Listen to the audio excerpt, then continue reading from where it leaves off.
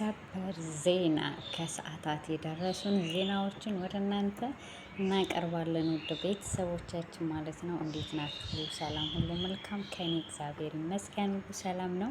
እናንተም ሰላም እንደምትሆኑ ባለሙሉ ተስፋ ነኝ።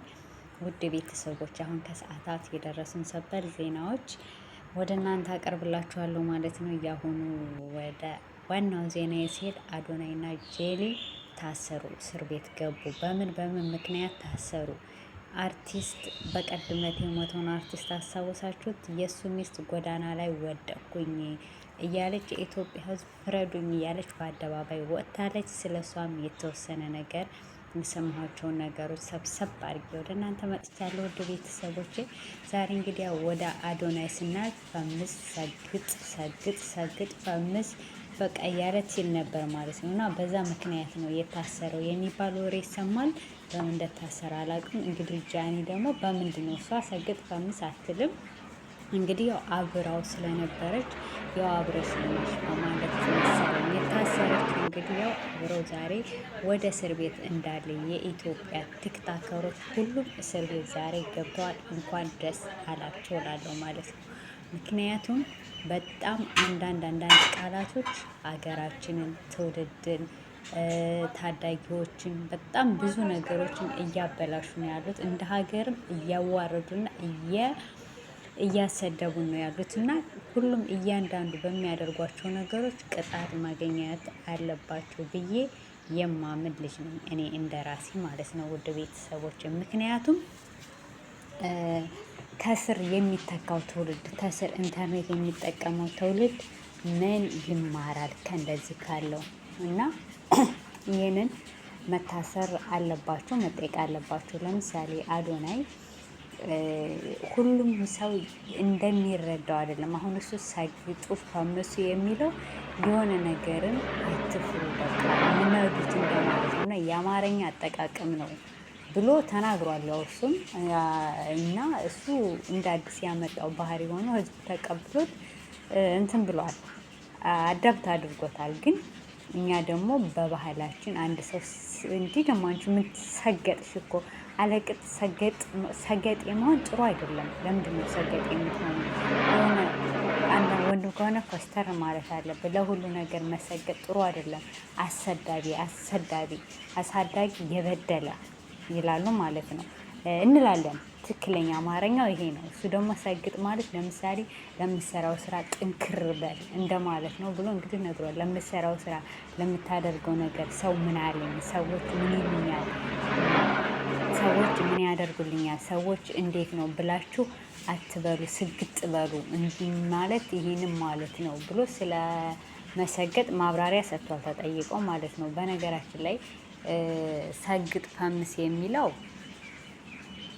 ማለት ሁላችንም እንዳቀባበላችሁ። እንዴት የሰው ልጅ ሰግጦ ይፈምሳል? እንዴት በአደባባይ ወጥቶ ሰግጥ እያለ ሲል እንዴት ስም ይላል? ማለት አማርኛ ነው፣ ቋንቋችን ነው፣ መግባቢያችን ነው። የኢትዮጵያ አንደኛ ቋንቋችን የምንግባባው በአማርኛ ነው። የተለያየ ብሔር ብሔረሰቦች አለን፣ የተለያየ ቋንቋ አለን። ግን መግባቢያችን እያንዳንዳችን የምናወራው ነገሩ ተግባብተን የምንገበያየው የምንበላ የምንጠጣው አብረን የምንኖረው ማህበራዊ ኑሮ በአማርኛ ተግባብተን፣ ሌላው ቋንቋ ከአማርኛ ኋላ የመጣ ነው እና ከኋላ ነው ሌላው ሁሉም ማለት ነው። እንግሊዝኛ አትይኝም? እንግሊዝኛ እንግዲህ የዓለም መግባቢያ ነው እንጂ የኢትዮጵያ መግባቢያ አይደለም። እና በዚህ ነው ብሎ ተናግሯል ማለት ነው። ወደ ጄኒ ስናልፍ ደግሞ ጄሪ ያው እንደምታውቋት ከዚህ በፊት የትናንትና ጋብራ ትሰራ ነበር ከዳኒ ጋር ማለት ነው።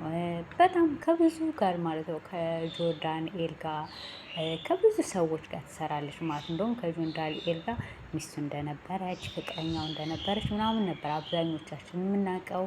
አብዛኛውን ጊዜ ዱባይ ይመጡ ነበር ጆርዳንኤልም ጄኒም ይመጡ ነበር። በመጡ ጊዜ ግን በጣም ብዙ ቪዲዮዎች ይሰራሉ። ብዙ ነገሮቻቸው ልክ ካብል እንደሆኑ ባልና ሚስት ወይም ፍቅረኛ ማቾች እንደሆኑ ነበር እኔ የምረዳው። ማለት አንድ ሰው ፍቅረኛ ማች ሳይሆን ከንፈርን መሳሳም ምናምን ነገር ይፈቀዳል በሃይማኖታችን ወይስ ባህላችን ይፈቅደዋል ብዬ እኔ የማስብ ነኝ ማለት ነው። እና ነበር የምናውቀው ከእሱ ጋር ምንም ግንኙነት የለኝም በሚል ነገር።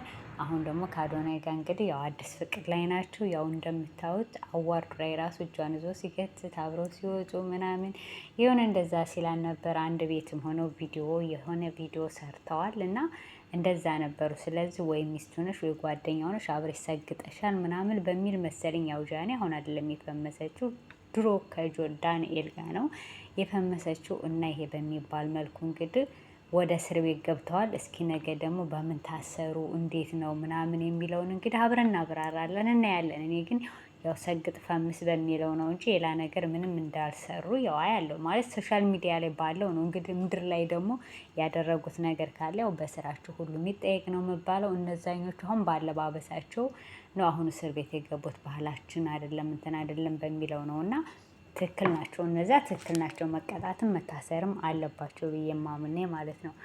ወደ ሁለተኛው ደግሞ ሰበር ዜና ስመጣ እንግዲህ የአርቲስቱ ሚስት እንደምታዋት ገና በ3 ቀኑ ባሏ ከሞተ ልጇ የግፊት ታማሚ ናት። ልጅሽን ይዘሽ ውጭ ብላ ልጄን ይዤ ጎዳና ወጣው የኢትዮጵያ ሕዝብ ድረሱልኝ እያለች ነው። እና ኢትዮጵያ ላይ አሁን ላይ መንግስት አለ ወይ ማነው ወይ የሚለው በቃ ሕዝቡ በየቦታው እየወደቀ ነው። ቤቱ እየፈረሰበት ነው።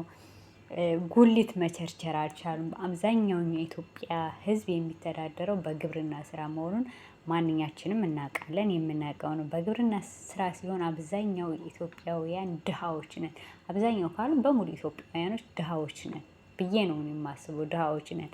ድሃማ ባንሆን እዚህ ስደት ላይ ምን እንሰራለን? ድሃዎች ነን እያንዳንዳችን ማለት ነው። እና እያንዳንዳችን ጉሊትም ሆነ ድንችም ሽንኩርትም ቸርችረን እህሏንም ከአንዷ ምኗን ቸርችረን አብዛኞቻችን የምንተዳደር ኢትዮጵያዊ ነን ማለት ነው። እና ያ ነገር እንዳይሆን እንደምታው ፖሊሶች በጎዳና እየያዙ ይበትኑባቸዋል። አንድ ሰው ሱቅ ለመከራየት ተከራይቶ ለመስራት ግብሩ ሰማይና ምድር ነው። አንድ ቤት ተከራይተው ሱቅ ሲከፍቱ ያስገብሽው ሸቀጥ ይሄ ነው ተብለው ግብሩ ከሚሸጡትና ከሚያተርፉት በላይ ይመጣባቸዋል። እንዴት ያደርጉ? ጎዳና ላይ ቁጭ ብለው ሲቸረችሩ ለምንድን ነው የምትቸረችሩት ተብሎ እቃቸው ይደፋባቸዋል፣ ገንዘባቸው ይነጠቃቸዋል፣ ይመታቸዋል፣ ይታሰራሉ። እና አሁን ይቺ አርቲስት የምትኖረው ቀበሌ ቤት ነው። ቀበሌ ቤት ስትኖር አርቲስቱ በሞተ በ3ኛው ቀን ልጅሽን ይዘሽ ውጭ ያሏት ማለት ነው። ልጅሽን ይዘሽ ውጭ። ልጇን ይዛ ሄዳ ወይ ትውጣ? እስኪ እንደው እናንተ ፍረዱ። አንድ ሰው ሀዘን ላይ ሆኖ ሀዘኑን እንኳ 7ቱ ሳይወጣ በሀገራችን እኮ 7 አለ 40 አለ መንፈቅ አለ። እስከ አመት ድረስ እኮ ቤተሰብ ራሱ አይነጠላችሁም።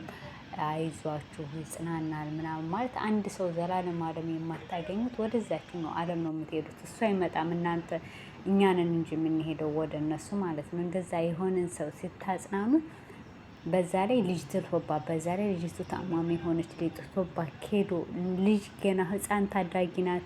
ነገ ብዙ ነገር ይጠብቃታል። ከትልልቅ ሰዎች ብዙ ታማራለች። አባቷ ሞቶ በ3 ቀን መንግስት መጥቶ ከቀበሌ ውጭ ከዚህ ከቤት ሲላት ይቺ ልጅ በአይምሯ ወይም በቅንጭላቷ ምንድን ነው የሚቀረጸው? እስኪ እናንተ ስታስቡት ምንድን ነው የሚቀረጸው? የምር ደግሞ አርቲስት ነው፣ ለሀገር ያገለገለ ለሀገር አርቲስቶች አብዛኞቻችን ሀገርን፣ ባህላችንን፣ ቋንቋችንን ብዙ ነገራችን ከሀገር ሀገር እየዞሩ አሁን ቲክቶክ በሌለ ጊዜ አሁን ላይ ቲክታከሮች ይዘውታል። ሁሉንም ማስታወቅ ምናምን እንትን ይላሉ። በፊት ግን አርቲስቶች ነበሩ በግጥም በፊልሙ በተለያየ ነገር በልብስ በምናምን የሚያስተዋውቅልን ሀገራችን እነሱ ነበሩ። አሁን ግን ጭራሽ ከቀበሌ ቤት ውጡልን እየተባሉ ነው። አንዳንድ ጊዜ ለሀገር የዋልኩት ውለታ ያገለገልኩት ምንድን ነው ብለው የላከታች የሚወጣውን ታዳጊ በቃ ምንድን ነው እየተማሩ ያሉት? እና ኢትዮጵያ ላይ ህግ የለም ወይ መንግስት የለም ወይ? በቃ ምንም ነገር እንደሌለ ነው እኔ የምማረው እና የማየው ማለት ነው። ውድ ቤተሰቦች እና በጣም አንዳንድ ነገሮችን ሳይትሰማ በጣም ከባድ ነው ያለው ነገር ማለት ነው። እና ይችን ልጅ ይዘሽ ልጅሽን ውጭ ተባለች ጎዳና ላይ እንግዲህ የመንግስት ቤት ነው። የቀበሌ ቤት ማለት የራስ ቤት ነው የመንግስት ቤት እስከሆነ ድረስ እና በጣም ከባድ ነው ያለው ነገር ሀገራችን ላይ። ሁላችንም አሁን በስደት ያለ ነው። አገር እንግባ ለሀገራችን እንዲህ በቃ በሀገራችን ላይ ቢዝነስ እንክፈት እንስራ ብትሉ እንኳን መስራት ማችሁ ላይ። በነገራችን ላይ አገር ቤት ቢዝነስ የሆነ ነገር ሲሰራ አገራችን ትጠቀማለች። ጠቃሚ ነገር ይኖረዋል። አንድ ሰው አንድ ሆቴል ቢከፍት ለምሳሌ አንድ ሰራተኛ ቀጠረ ማለት ለዛ ለአንዷ ሰራተኛ የስራ እድል ፈጠረ ማለት ነው። አሁን ግን ሁሉም በውጭ ሀገር ነው እየሰራ ያለው። አሁን በዚህ ላይ ምን ትላላችሁ? እና ያለው ነገር በጣም ከባድ ነው። ስለዚህ ሀገራችን ላይ ህግና ህግ ይከበር፣ መንግስት በስነ ስርዓት ይስራበት ባይነኝ ማለት ነው። ውድ ቤተሰቦች እና እስካሁን ለነበረን ቆይታ በሌላ ቪዲዮ እስከምንገናኝ ድረስ ቸር ሰንብቱልኝ። ሁላችሁንም ወዳችኋለሁ፣ አከብራችኋለሁ። እንዲሁም ላይክ፣ ሼር፣ ሰብስክራይብ እያደረጋችሁ ለምታበረታቱኝ ውድ ቤተሰቦች የላቀ ክብር ምስጋና አለኝ። አመሰግናለሁ። እኔም ደግሞ ምርጥ ነገሮች፣ እውነተኛ የሆኑ የተረጋገጡ ነገሮችን ወደ እናንተ አቀርባለሁ። እንደ